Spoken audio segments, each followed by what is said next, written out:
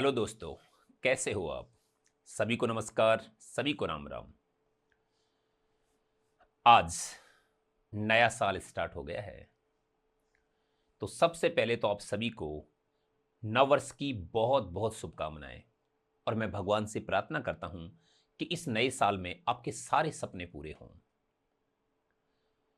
और आप दुगने जोश के साथ, पूरे आत्मविश्वास के साथ अपनी पढ़ाई में, अपने लक्ष्य में जुट जाइए। इस नए साल पर अपने आप से, खुद से एक प्रण भी लीजिए। आप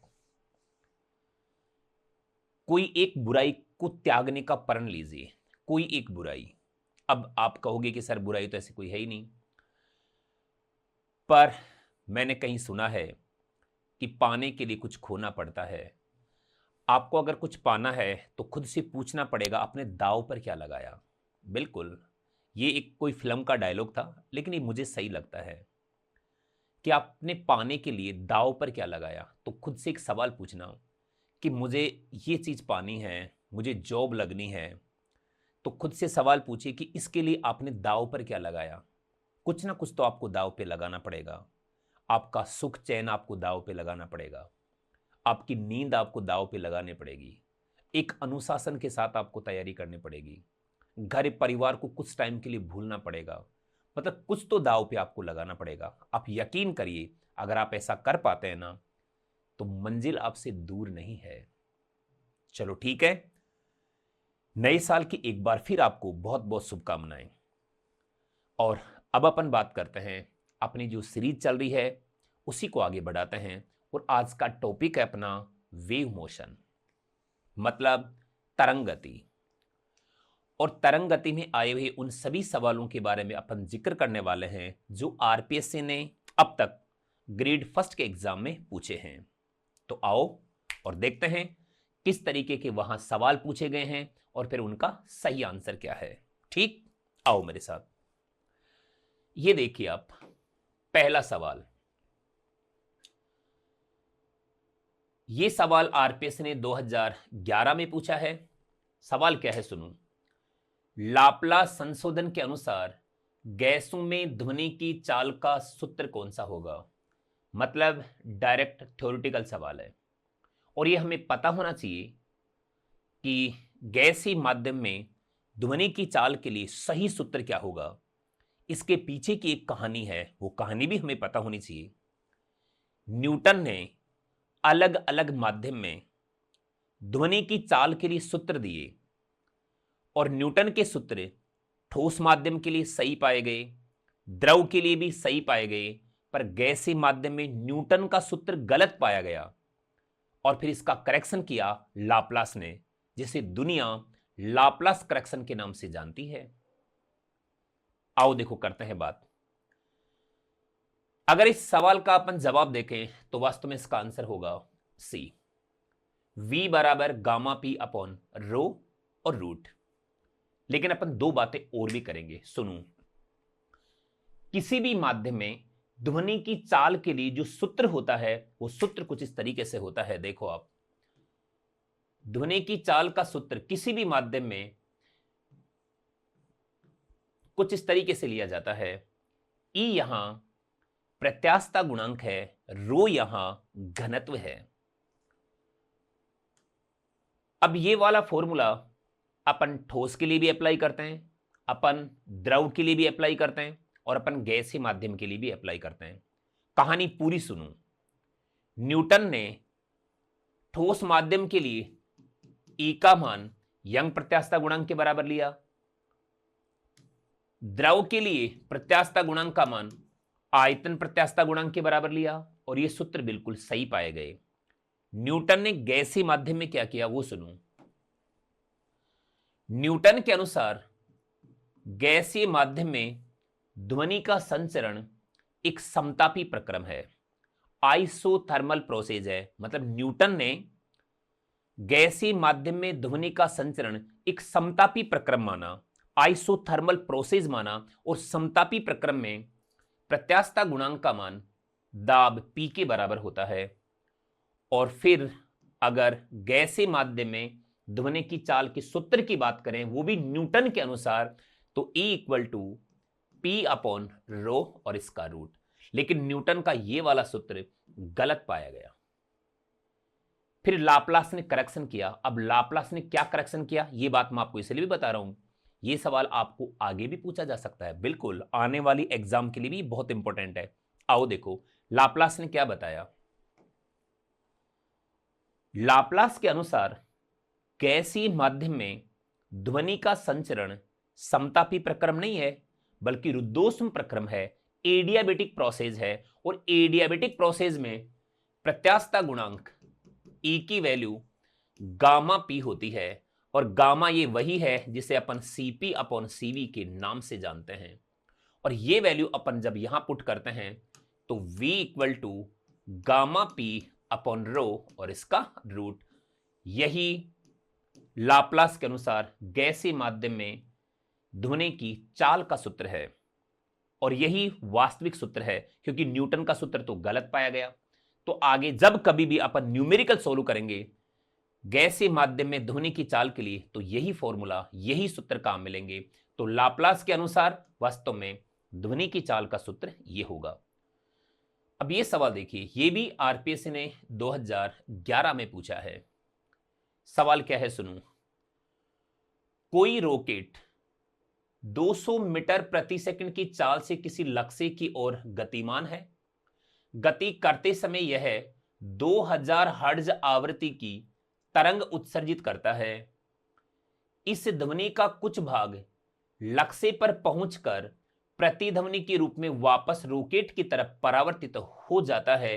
रॉकेट द्वारा संसूचित प्रतिध्वनि की आवृत्ति क्या होगी। यह सवाल डॉपलर इफेक्ट को लेकर के पूछा गया है। और यह सवाल ठीक वैसे ही है जैसे कोई ड्राइवर कार को पहाड़ी की तरफ लेके जाता है और फिर हॉर्न बजाता है और हॉर्न की आवाज पहाड़ी से टकरा करके वापस ड्राइवर तक पहुंचती है।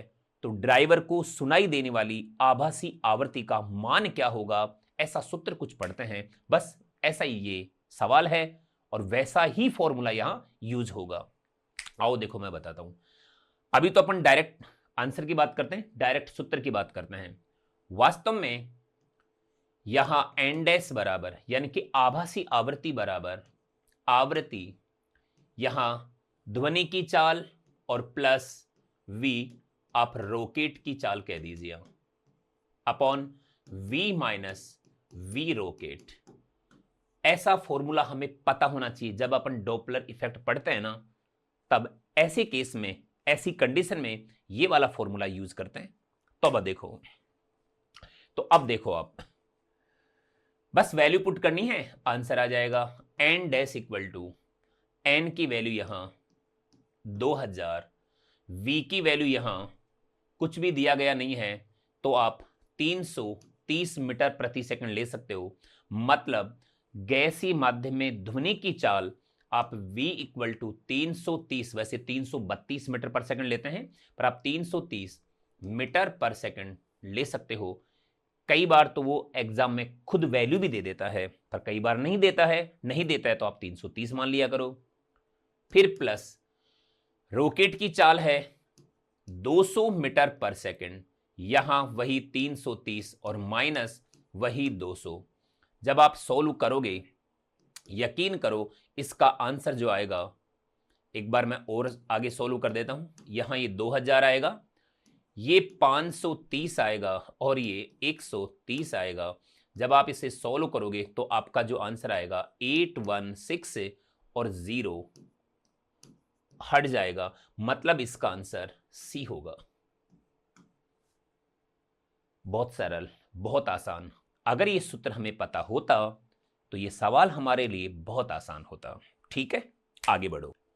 अब इस सवाल को देखो आप। ये सवाल आरपीएससी द्वारा 2013 में पूछा गया है। सवाल बहुत इंपॉर्टेंट है। इस सवाल को एक बार आप खुद पढ़ो, वीडियो को रोको और अपनी तरीके से इसको सॉल्व करने की कोशिश करो। आपको वाकई में बहुत अच्छा लगेगा। सही होगा तो भी अच्छा लगेगा, गलत होगा तो भी अच्छा लगेगा, क्योंकि गलत होगा तो हमें वो बारीकियां पता लगेंगी जिसको अपन गलत करके चल रहे हैं। ठीक है, आओ मेरे साथ। हमें पता है कि गैसीय माध्यम में ध्वनि की चाल का सूत्र अभी थोड़ी देर पहले अपन पढ़ के भी आए हैं, v equal to gamma P upon rho और इसका रूट, और इसे लिखा जा सकता है gamma R T upon M और इसका रूट। एम यहां मोलिक्यूलर वेट है और गामा यहां विशिष्ट ऊष्माओं का अनुपात मतलब सीपी अपॉन सीबी है, और गामा की वैल्यू मोनो एटॉमिक गैस के लिए अलग होगी तो डाई एटॉमिक गैस के लिए अलग होगी, मतलब हीलियम के लिए अलग और हाइड्रोजन के लिए अलग। तो गामा का भी अपन को ध्यान रखना है। ज्यादातर अक्सर ऐसा होता है कि अपन गामा को तो भूल ही जाते हैं और अपन लेते हैं v proportional to 1 upon m root, जो गलत हो जाएगा। चलो आओ देखो, वास्तव में अपन को लेना चाहिए r कांस्टेंट t कांस्टेंट, तो गामा अपॉन m और इसका रूट, और इसे लिखा जा सकता है, इधर आप हीलियम और इधर आप हाइड्रोजन लीजिए, फिर ये गामा हीलियम और gamma hydrogen into m hydrogen और m हीलियम। ये फिजिक्स की लैंग्वेज है भाई, इससे अपन ऐसा लिख सकते हैं बिल्कुल। और सुनो, बस इनकी वैल्यू पुट करनी है अपन को। हीलियम गैस के लिए, हीलियम जो मोनो एटॉमिक गैस है, हीलियम के लिए गामा की वैल्यू होती है 5/3, और हाइड्रोजन गैस के लिए जो डाई एटॉमिक गैस है इसके लिए होती है 7/5। अपन को पता होना चाहिए कि हाइड्रोजन का मोलिकुलर वेट 2 होता है तो हीलियम का मोलिकुलर वेट 4 होता है। ये बातें अपन को पहले से पता होनी चाहिए। अब देखो, बस वैल्यू पुट करो। मैं हीलियम की बात करूं तो 5/3 7/5 इंटू यहां 2 और यहां 4 और फिर इसका रूट। आगे बढ़िए, जहां तक मैं देख पा रहा हूं 5 ऊपर चला जाएगा तो देखो ये 25/21 तो यहां रह जाएगा, 25/21 गुणा 1/2 और फिर इसका रूट। जहां तक मैं देख पा रहा हूं ये आएगा 25/42 और इसका रूट, और 25 का जो रूट होगा वो 5 और 42 का रूट कुछ इस तरीके से। क्योंकि ऐसा ऑप्शन यहां दे रखा है तो हमें ज्यादा सॉल्व करने की जरूरत भी नहीं है। बहुत बढ़िया सवाल है, बिल्कुल इस सवाल को एक बार और देखिए और बिल्कुल इसे आप नोट भी करिए। इसी पैटर्न पे कोई और सवाल भी अपन को पूछा जा सकता है। आज वो हाइड्रोजन और हीलियम की बात कर रहा है, कल ऑक्सीजन और हीलियम की बात करेगा, परसों नाइट्रोजन और हीलियम की बात करेगा। ठीक, आगे बढ़ो।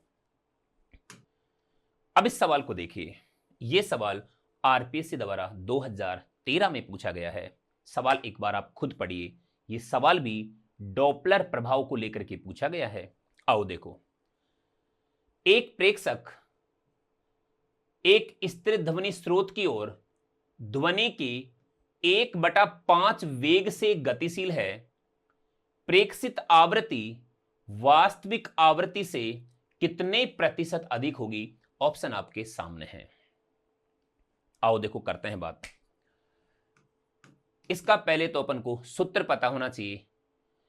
स्थिर ध्वनि स्रोत यानी कि सोर्स तो रेस्ट में है, मतलब आप Vs को तो 0 मानिए, और स्थिर ध्वनि स्रोत की ओर ध्वनि के वेग से गतिशील है। गतिशील कौन है? प्रेक्षक, जिसकी वेलोसिटी अपन v नोट लेते हैं, वेलोसिटी ऑफ ऑब्जर्वर, तो v नोट लेते हैं। मतलब प्रेक्षक गतिशील है और सोर्स रेस्ट में है, तो आभासी आवृत्ति वर्चुअल फ्रीक्वेंसी के लिए जो फॉर्मूला अपन काम में लेते हैं वो कुछ ऐसे लेते हैं, n dash equal to n v plus v naught upon v। यहां प्लस माइनस लेते हैं। अगर प्रेक्षक सोर्स की ओर जा रहा है तो प्लस, और सोर्स से दूर जा रहा है तो माइनस। ये सारी बातें तो जब अपन थ्योरी पढ़ते हैं तब समझते हैं। काश हम थ्योरी पढ़ते, मजा आता। चलो कोई बात नहीं, खैर अभी तो अपन को सवाल सॉल्व करने हैं और इनके आंसर देखने हैं। आओ फिर यहां n dash equal to n की वैल्यू n ही रहने दो, v को v ही रहने दो। पता है ये v नोट के लिए क्या कह रहा है? ध्वनि के 1/5 वेग से गतिशील है, मतलब v note equal to v/5, और v यहां ध्वनि की वेलोसिटी है, साउंड की वेलोसिटी है। ठीक, तो यहां v लिखा, यहां v अपॉन 5 और फिर ये v। जब आप सॉल्व करोगे, जहां तक मैं देख पा रहा हूं, इसकी वैल्यू आएगी 6/5 और n। मतलब आभासी आवृत्ति बराबर वास्तविक आवृत्ति और 6/5। ओके, ये कह रहा है कि प्रेक्षित आवृत्ति मतलब आभासी आवृत्ति वास्तविक आवृत्ति से कितने प्रतिशत अधिक है। तो एक बीच का सा रास्ता लो आप। तो यहां n को आप 100 मान लो, 100 ले लो, फिर n डैश की वैल्यू पता करो, वहां से हमें पता लग जाएगा कि कितने प्रतिशत ज्यादा है। देखो मैं बताता हूं, इधर ले लो आप इसे। n डैश इक्वल टू 6/5 और n है। n की वैल्यू आप 100 मान लीजिए, हमने ऐसा माना है। तो n डैश इक्वल टू आएगा, जहां तक मैं देख पा रहा हूं, 120 आएगा। अब पहले आवृत्ति कितनी है 100, बाद में कितनी है 120। तो आवृत्ति में वृद्धि होगी या कमी होगी? वृद्धि होगी। और कितनी वृद्धि होगी? 20% की वृद्धि होगी। तो आंसर हमारा 20% होगा। बहुत सरल, बहुत आसान। आगे बढ़ते हैं। अब ये सवाल देखो, वही आरपीएससी द्वारा 2013 में पूछा गया सवाल। सवाल क्या? बिल्कुल चुटकी में होने वाला सवाल। पढ़िए आप भी इसे। 250 हर्ट्ज और 252 हर्ट्ज आवृत्तियों की ध्वनि तरंगें निम्न आवृत्ति का विस्पंद उत्पन्न करती हैं। बीट्स को लेकर के सवाल पूछा गया है, विस्पंद को लेकर के सवाल पूछा गया है। और जैसा कि हम जानते हैं, विस्पंद की आवृत्ति, आप इसे डेल्टा एन कह दो, इसे हम बीबी कह देते हैं। और विस्पंद की आवृत्ति होती है जो वो दो आवृत्तियां है ना, उनका अंतर, बस। मतलब n1 अंतर n2, मतलब ज्यादा में से कम को घटाना है, इतनी सी बात है। तो आप देखिए यहां ज्यादा तो कौन सी है? 252, कम है 250। यकीन करो 252 माइनस 250 और इसका आंसर आएगा 2। तो विस्पंद की आवृत्ति होगी 2 हर्ट्ज। कोई है इसमें ऐसा? बिल्कुल, ये हमारा आंसर होगा। बहुत सरल, बहुत आसान। मतलब प्रति सेकंड सुनाई देने वाले विस्पंद की संख्या वो होती है n1 माइनस n2 या फिर n2 माइनस n1। मतलब ज्यादा में से कम को घटाना है, आंसर आ जाएगा। बहुत सरल, बहुत आसान। आगे बढ़ो। अब ये देखिए आप, दिए गए ताप पर हाइड्रोजन और ऑक्सीजन गैस में ध्वनि के वेग का अनुपात क्या होगा? एक बार फिर उसी सूत्र पर, उसी मेथड पर सवाल पूछ लिया गया है। आओ देखो, हमें पता होना चाहिए कि v equal to gamma R T upon M, और ये रूट। आज यहां हाइड्रोजन ये भी डाई एटॉमिक गैस, ऑक्सीजन ये भी डाई एटॉमिक गैस, तो गामा दोनों के लिए कांस्टेंट, आर भी कांस्टेंट, टी भी कांस्टेंट दिए गए ताप पर। तो आज हम कह सकते हैं 1 अपॉन एम और रूट। तो भाई हम इसे ये कह सकते हैं v proportional 1 upon M root. किसमें पूछा? पहले हाइड्रोजन और फिर ऑक्सीजन।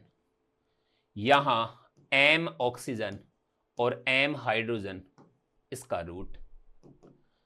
इससे ऐसा लिखा जा सकता है, मैं क्या बोलता हूं अक्सर, ये फिजिक्स की लैंग्वेज है। आओ, तो ऑक्सीजन के लिए हम लेते हैं 32, हाइड्रोजन के लिए लेते हैं 2, इसका रूट। यकीन करो ये 16 होगा और ये 4:1 आएगा।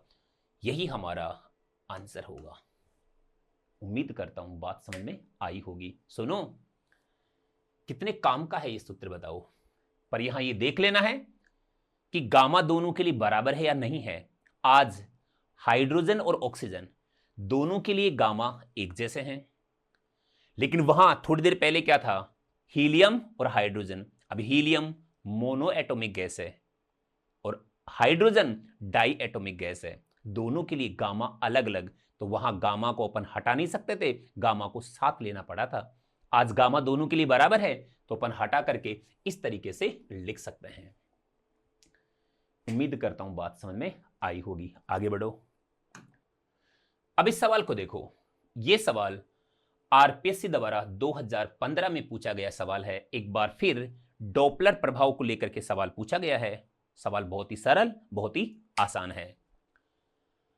आवृत्ति में डॉपलर विस्थापन जिस पर निर्भर नहीं करता वह है प्रेक्षक की चाल, स्रोत की चाल, तरंग की आवृत्ति, स्रोत व प्रेक्षक के मध्य की दूरी। वास्तव में इसका सही आंसर डी होगा। वो कैसे, बताता हूं।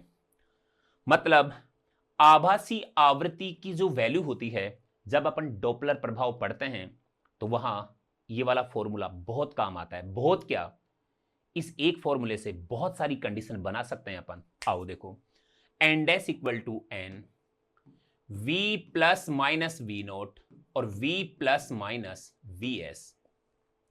ये वास्तविक आवृत्ति है, ये आभासी आवृत्ति है, ये ध्वनि की चाल है, ये प्रेक्षक की चाल है, ये ध्वनि की चाल है और ये स्रोत की चाल है। तो आभासी आवृत्ति का मान प्रेक्षक की चाल पर निर्भर करेगा, स्रोत की चाल पर निर्भर करेगा, तरंग की आवृत्ति पर निर्भर करेगा, पर स्रोत व प्रेक्षक के बीच की दूरी पर निर्भर नहीं करेगा। इसलिए इसका सही आंसर ये होगा।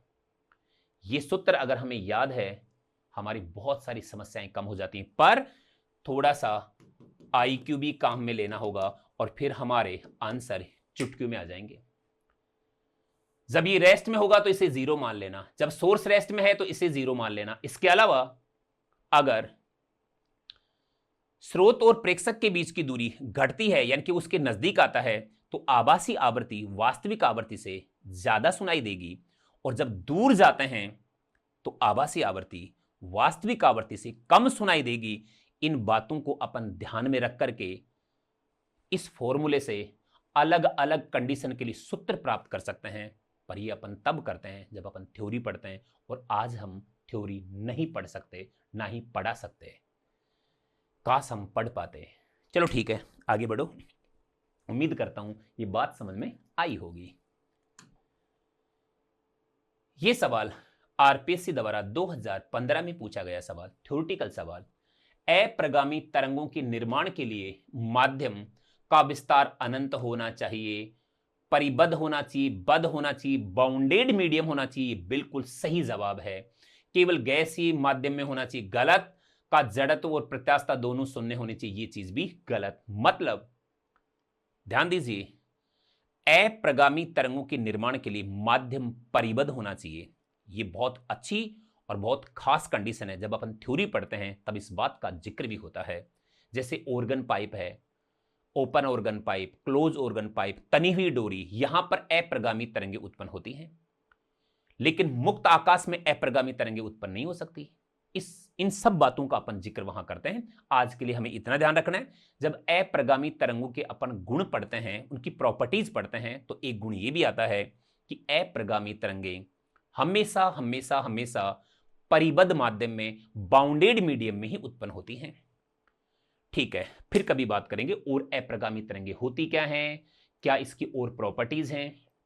अभी अपन ज्यादा बात नहीं कर सकते। आज इसका आंसर क्या होगा, बद्ध होना चाहिए, परिबद्ध होना चाहिए, बाउंडेड मीडियम होना चाहिए। ठीक है, उम्मीद करता हूं बात समझ में आई होगी, और ये हमें आंसर के रूप में याद रखना है। बात यह है। ठीक है, अप्रगामी तरंगों का निर्माण कैसे होता है, जब दो प्रगामी तरंगें विपरीत दिशाओं में गमन करती हुई एक दूसरे पर अध्यारोपित होती हैं, तो अप्रगामी तरंगों का निर्माण होता है। एक प्रगामी तरंग यूं जाएगी, एक प्रगामी तरंग यूं जाएगी, और दोनों प्रगामी तरंगें एक दूसरे पर अध्यारोपित होकर के अप्रगामी तरंग का निर्माण करती हैं। और इसके लिए जरूरी शर्त है कि माध्यम परिबद्ध होना चाहिए। चलो आगे बढ़ते हैं, ज्यादा बात नहीं करेंगे। अब इस सवाल को देखिए। यह सवाल आरपीएससी द्वारा 2015 में पूछा जा चुका है। सवाल एक बार आप खुद पढ़ लीजिए। यह सवाल अलग अलग एग्जाम में कई बार पूछा जा चुका है। सवाल बहुत इंपॉर्टेंट है। आओ देखो क्या है। तरंग गति में एक कण का अधिकतम वेग तरंग वेग का आधा है, तो तरंग का आयाम क्या होगा। मतलब कण का अधिकतम वेग तरंग वेग का आधा है, तो एक बात हमें यही पता होनी चाहिए, कण का वेग एक अलग चीज है, तरंग का वेग एक अलग चीज है। बिल्कुल, जो दिया गया है पहले उसे लिखो, उसके बाद में सॉल्व करते हैं। सवाल के अनुसार क्या कह रहा है, कण का अधिकतम वेग तरंग वेग का आधा है। यह है तरंग वेग, और तरंग वेग v बराबर एन लेमडा होता है, हमें पता होना चाहिए। भाई सवाल वाला ये कह रहा है कण का अधिकतम वेग तरंग वेग का आधा है, तो आयाम बताओ। बस वैल्यू पुट करो, कुछ नहीं करना। और v मैक्स ये होता है ओमेगा ए, और ये v/2 ओमेगा 2 पाई एन। ए यहां आयाम है, v की वैल्यू एन लेमडा बटा 2, एन से एन चला गया। यकीन करिए a equal to lambda upon 4 pi होगा, और यही हमारा आंसर होगा। बहुत सरल, बहुत आसान, और आने वाली एग्जाम में भी ऐसे सवाल पूछे जा सकते हैं। आज क्या कह रहा है, कण का अधिकतम वेग तरंग वेग का आधा है। कल पूछेगा कण का अधिकतम वेग तरंग वेग के बराबर है, तो आयाम का मान क्या होगा, तरंग दैर्ध्य का मान क्या होगा, आयाम और तरंग दैर्ध्य में अनुपात क्या होगा। इस प्रकार के सवाल पूछे जाएंगे। उम्मीद करता हूं बात समझ में आई होगी। आगे बढ़ो। अब इस सवाल को देखो, यह सवाल आरपीएससी द्वारा 2018 में पूछा गया है। सवाल क्या है, ध्वनि की पानी में चाल 1346 मीटर पर सेकंड है तथा पानी का घनत्व 1000 किलोग्राम पर मीटर क्यूब है, तो पानी का आयतन प्रत्यास्थता गुणांक क्या होगा, लगभग पूछ रहा है। आओ, जो शुरुआत में हमने सूत्र काम में लिया था ना, एक बार फिर वही सूत्र काम आ रहा है। मतलब किसी भी माध्यम में ध्वनि की चाल के लिए सूत्र लिया जाता है v बराबर E अपॉन रो और इसका रूट। यह सूत्र ठोस माध्यम के लिए भी काम में लिया जाएगा, द्रव के लिए भी काम में लिया जाएगा, और गैसीय माध्यम के लिए भी काम में लिया जाएगा। आज ये किसकी बात कर रहा है, पानी की बात कर रहा है। ठीक है, क्या दिया है, क्या पूछ रहा है, घनत्व दे दिया, वेग दे दिया, ई पूछ रहा है। यकीन करिए यहां ई की वैल्यू कुछ ऐसी होगी, रो इंटू वी स्क्वायर, बस वैल्यू पुट कर दो। यहां रो है 1000, वेलोसिटी है 1346 और इसका होल स्क्वायर। और भाई इसको अब अपन को सॉल्व करना है। ऑप्शन देख लीजिए, एक बार देख लिया, अब सुनना। वैसे तो आपको सॉल्व करना आना चाहिए, फिर भी देखो 1000 तो हमने ये ले लिया, इसे आप 1.346 गुणा 10 की पावर 3 और इसका होल स्क्वायर कह सकते हो। क्यों कहा मैंने ऐसा, क्योंकि मुझे इंटू नहीं करना। तो आप देखो E इक्वल टू 10 की पावर 3 तो ये, और 3 का आप स्क्वायर करोगे तो 6, ये कुल मिला के 1.346 इसका होल स्क्वायर, और ये 10 की पावर 9 होगा। अब आप ऑप्शन देख लीजिए, 10 की पावर 9, भाई ये गलत, भाई ये गलत, इन दोनों की बात कर रहे हैं। 10 की पावर 9 यहां भी, 10 की पावर 9 यहां भी, पर ये तो 1 से कम आ रहा है, ये गलत। निश्चित रूप से इसका आंसर क्या होगा, 1.8 गुणा 10 की पावर 9 होगा, जो भी मात्रक है न्यूटन पर मीटर स्क्वायर। उम्मीद करता हूं बात समझ में आई होगी। मतलब ये कि वहां आपको 1346 गुणा 1346 ऐसे गुणा करने की जरूरत नहीं है। पहले ये देख लो कि पहले ठीक ठाक 10 की पावर तक पहुंचना है। तो ठीक ठाक 10 की पावर तक पहुंचने के लिए आप यहां एक पॉइंट लगा दो। यहां 1 2 3, ये 3 डिजिट छोड़ करके पॉइंट लगा दो, और फिर यहां 10 की पावर 3 करो। अब करना क्या है, 10 की पावर 3 का होल स्क्वायर 10 की पावर 6 होगा। 10 की पावर 3 इधर है, घात बराबर होती है तो पावर ऐड होती है। ये सारी बातें हमको पता होनी चाहिए।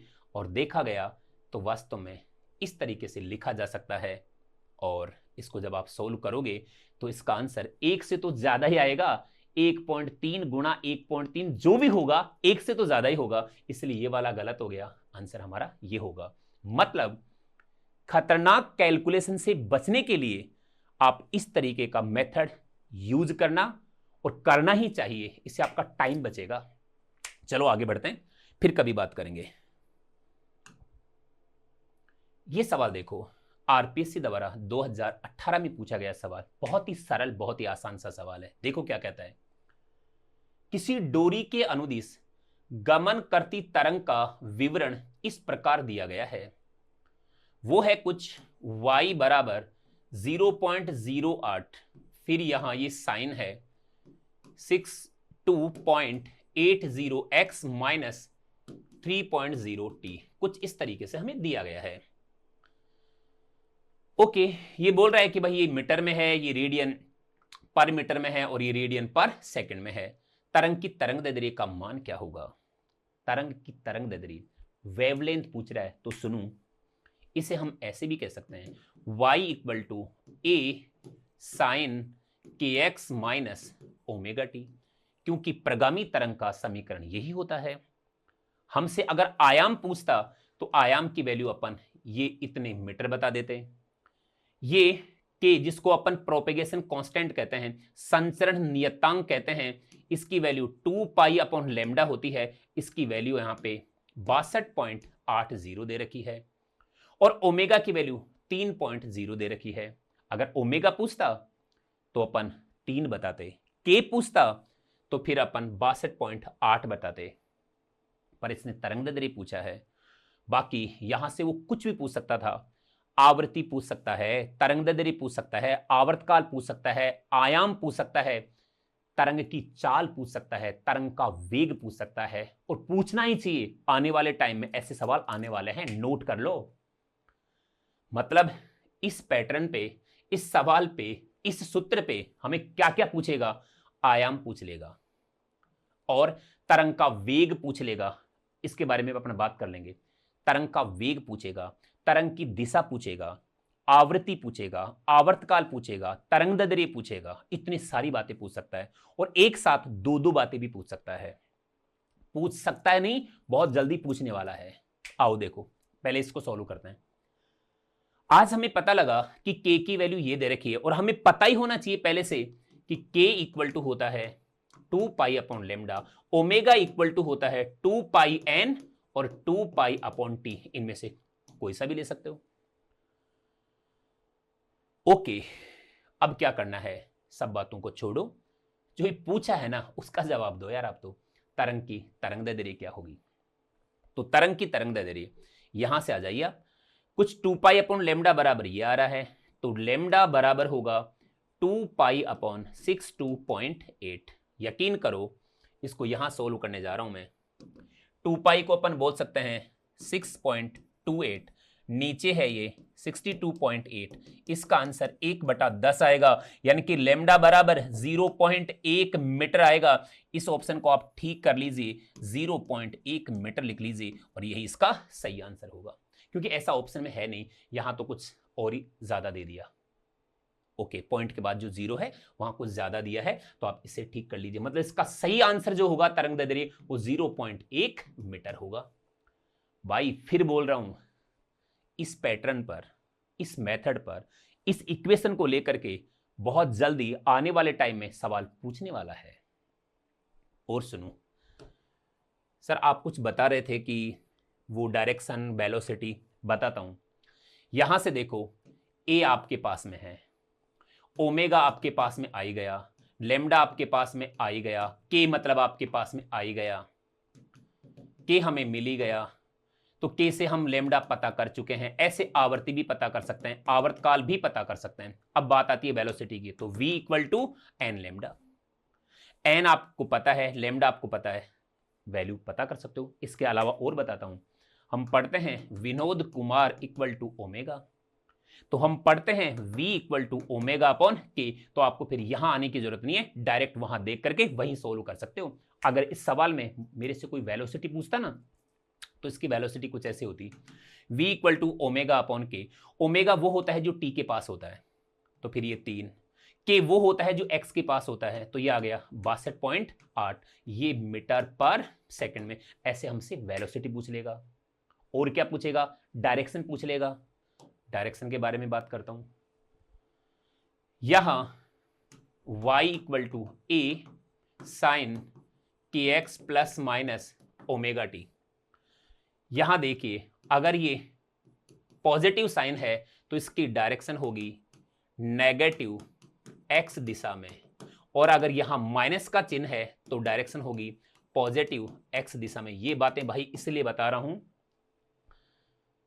कि ये सवाल, ये बात, ये वेलोसिटी, ये डायरेक्शन आने वाले एग्जाम में बहुत जल्दी पूछने वाला है। ठीक है, चलो आगे बढ़ते हैं।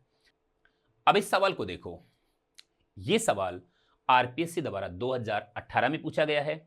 सवाल क्या है सुनो, सवाल आप खुद भी पढ़िए।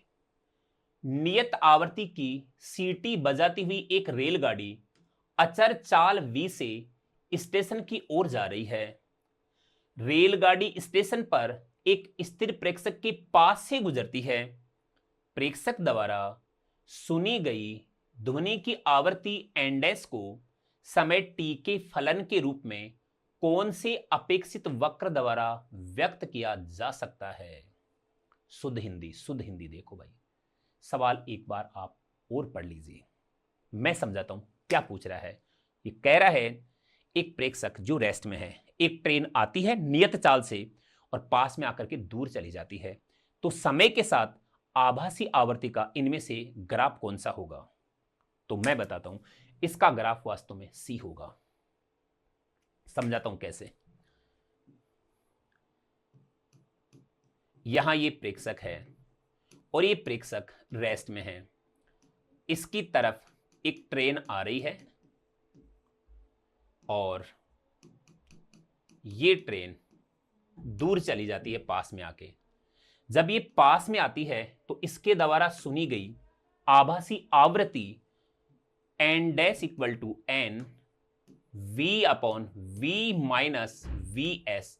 वी है यहां ध्वनि की चाल, वी एस है यहां सोर्स यानी कि स्रोत की चाल, मतलब ट्रेन की चाल, एन है यहां वास्तविक आवृत्ति।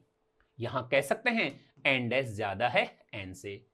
जब ट्रेन दूर चली जाती है तो इसके द्वारा सुनी गई आभासी आवृत्ति वर्चुअल फ्रीक्वेंसी या प्रेक्षित आवृत्ति एन डैश इक्वल टू आएगा एन और v upon v plus V S. हम कह सकते हैं कि आज एन डैश कम है n से, मतलब यहां एन डैश ज्यादा है n से और एन डैश कम है n से। पहले आवृत्ति ज्यादा और फिर कम, और सुनो इनके बीच में दूरी कितनी है इसका कोई फर्क नहीं पड़ेगा। तो ऐसे केस में पहले आवृत्ति ज्यादा फिर आवृत्ति कम। यहां आवृत्ति है एन डैश, यहां आवृत्ति है एन डबल डैश, बोल दो इसे double dash double dash double dash. तो पहले आवृत्ति ज्यादा फिर आवृत्ति एन से कम, तो इसका ग्राफ कुछ इस तरीके से होगा। आंसर इसका सी आएगा। उम्मीद करता हूं बात समझ में आई होगी। अगर आपने ऐसा समझा हो कि हमें तो ये पहला लग रहा था, तो मैं आपको बता दूं ये गलत है, क्योंकि आभासी आवृत्ति का मान जो स्रोत और प्रेक्षक है उनके बीच में जो दूरी है, उनके मध्य की दूरी है, उस पर डिपेंड नहीं करता। अब देख लीजिए सूत्र में कहीं भी दूरी का जिक्र नहीं है और ये सवाल 2015 में पूछा जा चुका है पहले, जो अपन सोल्व करके आए हैं। आगे बढ़ते हैं, देखते हैं अगला सवाल क्या है। ठीक है, अब इस सवाल को देखो। यह सवाल आरपीएससी द्वारा 2022 में पूछा गया है। सवाल क्या है सुनो। एक गति सवृत्र इस प्रकार व्यवस्थित किए जाते हैं कि प्रत्येक सवृत्र अगले के साथ 4 विस्पंद उत्पन्न करता है। अंतिम सवृत्र की आवृत्ति प्रथम सवृत्र की आवृत्ति की 1.5 गुना यानी कि 1.5 गुना है, तो अंतिम सवृत्र की आवृत्ति क्या होगी? बहुत बढ़िया सवाल, बहुत अच्छा सवाल। अलग अलग एग्जाम में कई बार इस प्रकार के सवाल पूछे भी जा चुके हैं। आओ देखो अपन करते हैं बात। क्या बोलता है एक गति सवृत्र 1 2 3 डॉट डॉट डॉट और ये 31, पहला दूसरा तीसरा और ये 31वां सवृत्र है। मान लीजिए पहले सवृत्र की आवृत्ति n है।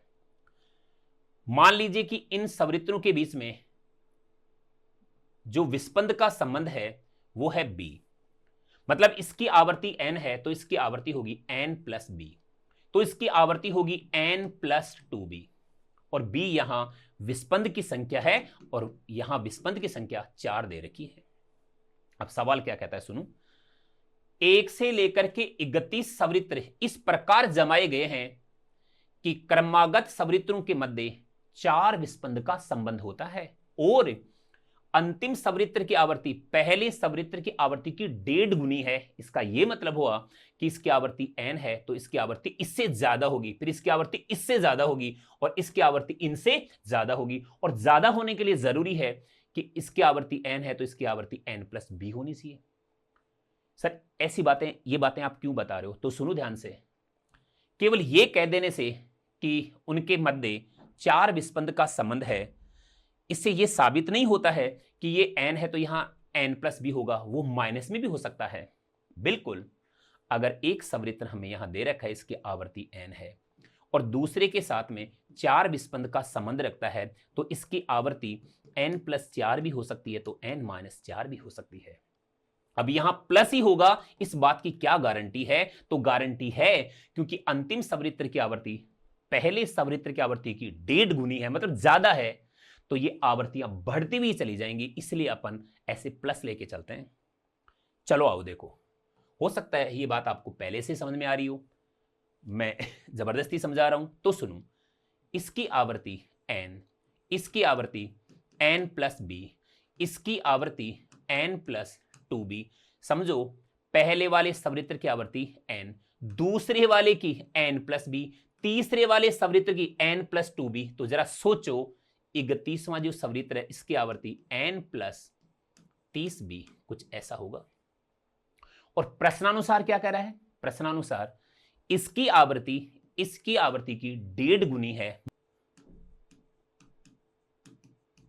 प्रश्नानुसार क्या बोल रहा है? n प्लस 30b ये बराबर है पहले सवृत्तर की आवर्ती का 1.5 गुना। भाई बोला है अंतिम सवृत्तर की आवर्ती प्रथम सवृत्तर की आवर्ती की 1.5 गुना है, तो वही तो लिखा है मैंने। और यहां b की वैल्यू दे रखी है 4, तो यहां ये n प्लस b की वैल्यू 4 पुट करो, 120, ये 1.5 और n, जहां तक मैं देख पा रहा हूं ये 120 इधर आएगा तो 0.5 n और n की वैल्यू होगी 240 हर्ट्ज। पर ये तो प्रथम सवृत्तर की आवर्ती है, उसने तो अंतिम की पूछी है, तो अंतिम सवृत्तर की आवर्ती कितनी है? यहां ये देखो आप, अंतिम सवृत्तर की आवर्ती है n प्लस 30b, n का मान 240, फिर ये 30, b का मान 4, मतलब 240 प्लस 120 देखा जाए तो 360 हर्ट्ज, और यही इसका आंसर होगा। बहुत सरल, बहुत ही आसान है अगर हमारी आदत में हो तो। अगर ये सवाल एग्जाम से पहले हमारे सोल्व किए हो तो ये हमारे लिए बहुत आसान होगा, बल्कि सिलेक्शन देके जाएंगे ऐसे सवाल। चलो आगे बढ़ते हैं। और सुनो, कोई जरूरी नहीं है कि अपन ऐसे ही लिखते हैं, आप ऐसा भी कह सकते थे पहले सवृत्तर की आवर्ती आपके पास में कितने आ गई? 240, तो अंतिम की क्या होगी? अंतिम की 240 की 1.5 गुनी। आप सोल्व करके देख लो, आंसर यही आएगा। चलो ठीक है, वो तो खैर अपनी अपनी कैलकुलेशन है। अब आगे बढ़िए आप, अब इस सवाल को देखिए आप। ये सवाल आरपीएससी द्वारा 2022 में पूछा गया है। सवाल क्या कहता है खुद भी पढ़िए, तभी समझ में आएगा। मैं भी पढ़ता हूं। किसी द्विखंड डोरी, 2 खंडों से बनी डोरी में चल रही एक तरंग स्पंद संधि पर अंशतः परावर्तित तथा अंशतः पारगमित होती है। आपतित तरंग की तुलना में परावर्तित तरंग आकृति में व्युत्क्रमित प्रतिलोमित है।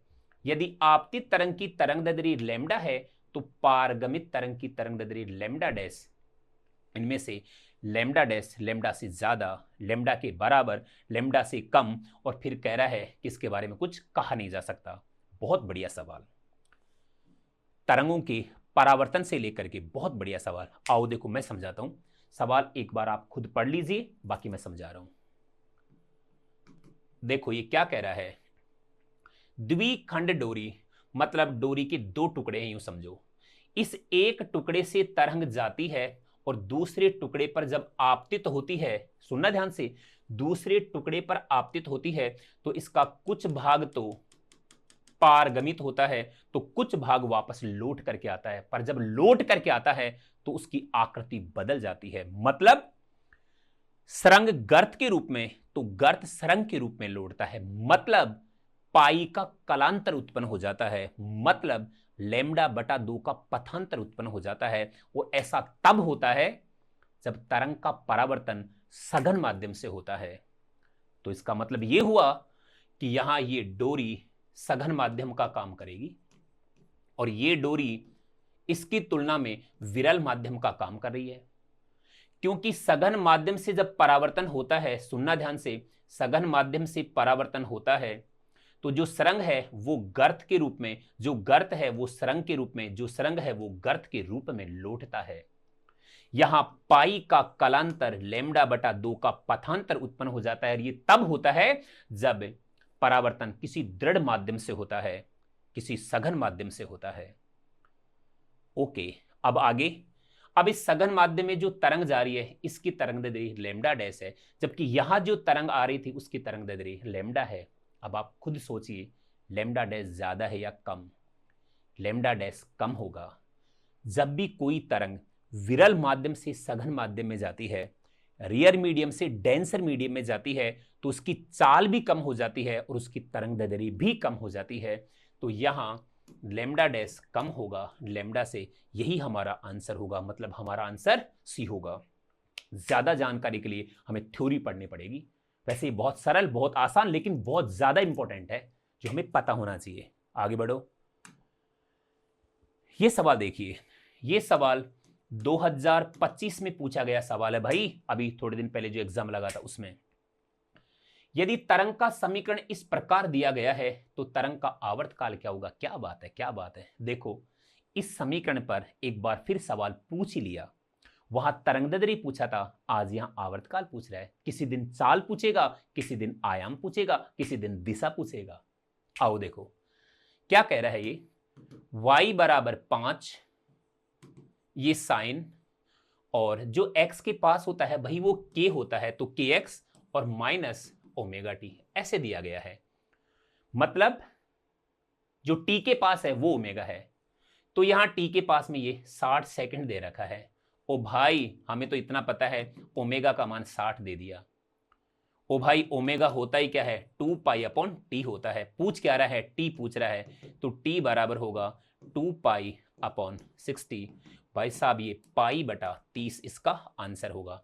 पाई बटा 30 सेकंड इसका आंसर होगा। बहुत सरल, बहुत आसान। आगे बढ़िए। यह सवाल भी 2025 में ही पूछा गया है। सवाल क्या है सुनो। दो तरंगे, प्रत्येक की आवृत्ति 100 हर्ट्ज है तथा तरंग दैर्ध्य 2 सेंटीमीटर है, एक डोरी पर समान दिशा में संचरित हो रही हैं। अब निम्नलिखित कथनों पर विचार करें और सही विकल्प को चुनें। विकल्प ए, विकल्प बी। क्या कह रहा है सवाल, आप भी पढ़ना। यदि द्वितीय तरंग समान स्थान पर प्रथम तरंग से 0.015 सेकंड बाद उत्पन्न हुई थी, तब दोनों के मध्य कलांतर 3 पाई है। एक स्टेटमेंट एक बार पढ़ लेते हैं। यदि दोनों तरंगें एक ही क्षण उत्पन्न हुई थी, लेकिन प्रथम तरंग दूसरी तरंग से 4 सेंटीमीटर पीछे उत्पन्न हुई थी, तो दोनों के मध्य कलांतर 4 पाई है। कहता है केवल ए सही, केवल बी सही, दोनों सही, दोनों ही गलत। सर सवाल ही समझ में नहीं आया, कह क्या रहा है? बहुत सरल, बहुत आसान है। बस हमें कलांतर, पथांतर और समय अंतराल में संबंध पता होना चाहिए, चुटकी में आंसर आ जाएगा। और इसके लिए एक ट्रिक भी हमें पता होनी चाहिए। ट्रिक क्या है वो सुनो। आइए, हमें एक बात पता होनी चाहिए कि तरंग जब एक राउंड पूरा करती है ना, जब तरंग एक राउंड पूरा करती है तो जो तय की गई दूरी है वो लैम्डा, जो कलांतर है वो 2 पाई, जो समय लगता है वो टी। एक बात हमें पता होनी चाहिए, लैम्डा इक्विवेलेंट होता है 2 पाई के, इक्विवेलेंट होता है टी के। ये पता होना चाहिए। हमें कुछ और भी पता होना चाहिए, और वो क्या है बताता हूं।